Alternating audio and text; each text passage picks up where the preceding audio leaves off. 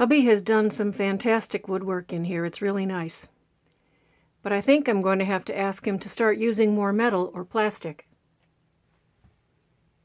Doors that fit and slid beautifully in the dry air of Arizona swell and get stuck in Northern California. A piece of nice walnut trim, again fitted in dry Arizona, is all warped in humid North California. My lovely writing desk that was really nicely fit in humid Florida, dried out and separated in Arizona, and now back in California, hasn't swelled up and fitted again. The gap is still there. The sides of the cabinets have swollen, and the drawers stick. The separate cabinet pieces swell up and creak against each other on the road here.